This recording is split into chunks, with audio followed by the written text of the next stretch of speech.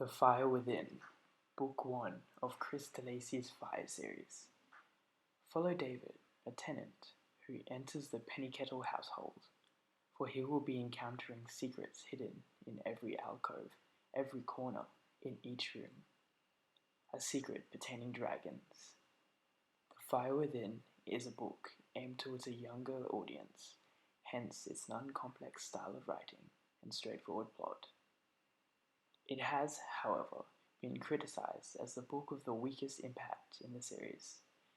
Some consider the book's pacing to be too slow to properly contribute to the overall plot of the series, primarily due to the dragons not being at the forefront of the story.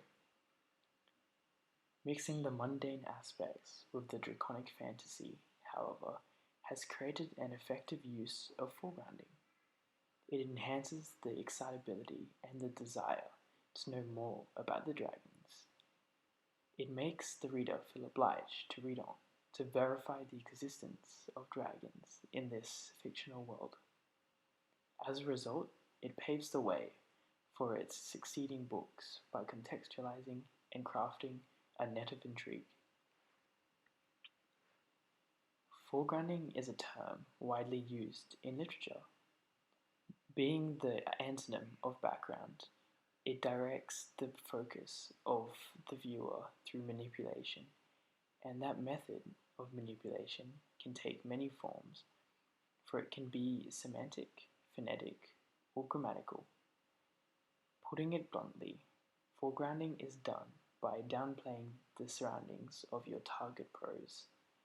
By darkening the background, the spotlight will be brighter, but this spotlight can take different forms. Foregrounding in literature is a technique typically split into two types, parallelism and deviation, which is basically a categorization of the continuative or divergent nature of foregrounding. Parallelism works best when used for reinforcement purposes. By looking at Figure 2, it becomes apparent that reoccurrence and repetition are the primary features of parallelism. It is used to implant notions or opinions into the minds of the reader. Then it is further reinforced. An example is a repeating sentence structure. It moderates the speed of the reader by creating a constant tempo. Short sentences, for instance, encourage a reader to read faster. Thus, they are often used in cases of intensive action. And so, by continuing a series of similarly structured sentences, the reader's rhythm can be manipulated. Deviation works extremely well when subverting a reader's expectation, or in some cases, abusing it. Ellipses are a great example, as oftentimes the reader will fill in the blank by finishing the phrase through their assumptions. Foregrounding can be a technique mastered to elicit an impactful response from the reader. Example 1.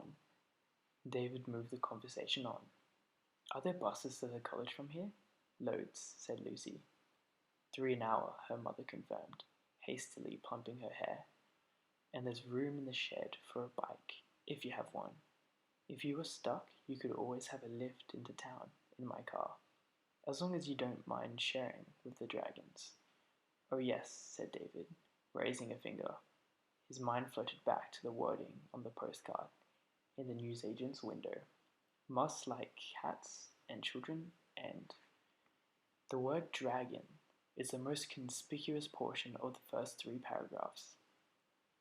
The conversation is about David asking for the information regarding transport into the town he had moved to. It reads naturally, flowing, as if it were an average conversation that would come up in daily life. At least, that's how it is, up until she mentions dragons. It is tacked on to the end of Lucy's mother's speech, as if it were an afterthought. Even if the reader doesn't immediately question the reasonability of sharing a car with dragons, it remains in the subconsciousness of the reader. The conversation continues as David thinks back to the postcard he saw. Much like cats and children, and already the reader has been given the hint of dragons, and so when they are faced with this ellipses, the assumption occurs naturally, and they finish the phrase.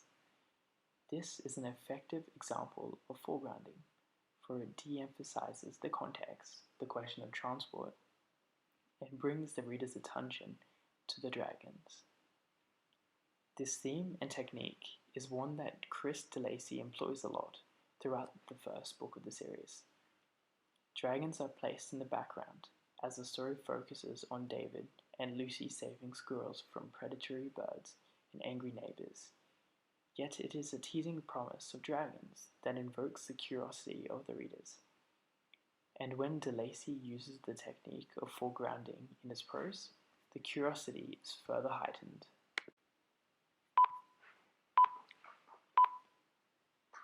David immediately switched his aim. Although Caractacus was technically the villain of the piece, David had no desire to see him dead. "Sorry, puss," he muttered, and fired at Bonington. Click. No water left the spout. Idiot, he'd forgotten to turn on the tap.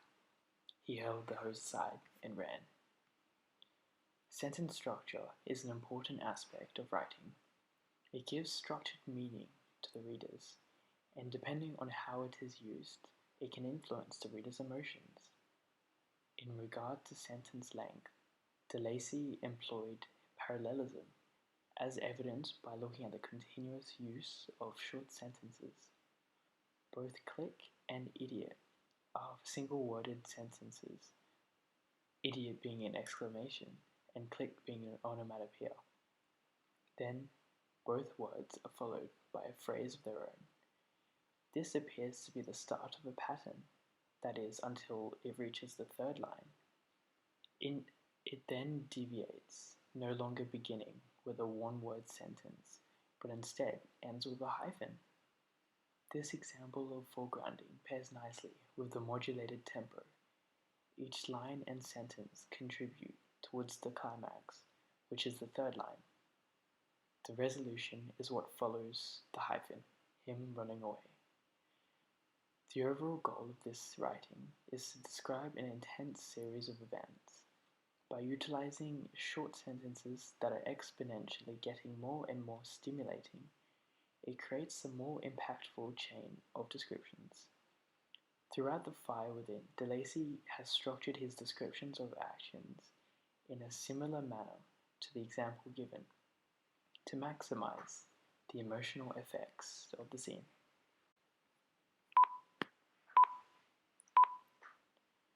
How should it be done? Here is an example.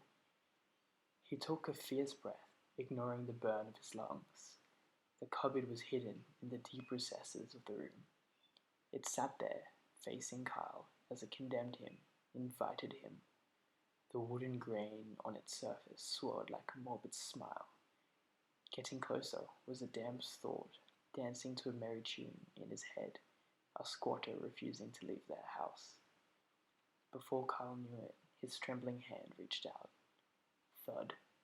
Behind him. This is an example of deviation in which the pattern of the descriptions is broken by a sharper and shorter variation. The original scene is set with long descriptions. They slow down the tempo of the reader, and instead of quickly reaching a climax like short sentences would, the crescendo is slower.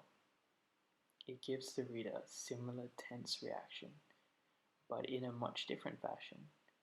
The drawn-out descriptions are broken with the thud, as if it were a loud noise shattering the silence. The onomatopoeia, the thud, is in the foreground. It draws the greatest amount of attention because it contrasts the longer descriptions above. And this is the essence of foregrounding. So why use it? Foregrounding actually occurs every day, even in one's daily conversations. When describing an event, for example, one might use a metaphor or a simile to emphasize a certain moment. One might also repeat a phrase or a word to stress meaning, which is parallelism. In literature, foregrounding is absolutely a necessary technique in all senses.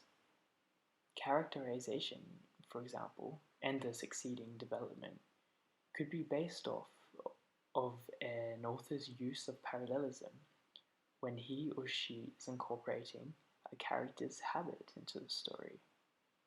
Habits are quite similar to parallelism in that sense. Additionally, de-emphasizing context is necessary in building a climax. It is ineffective to maintain foregrounding continuously, for it would force the author to continue to top himself over and over again, which results in desensitizing the reader. Overuse completely derails the point of foregrounding.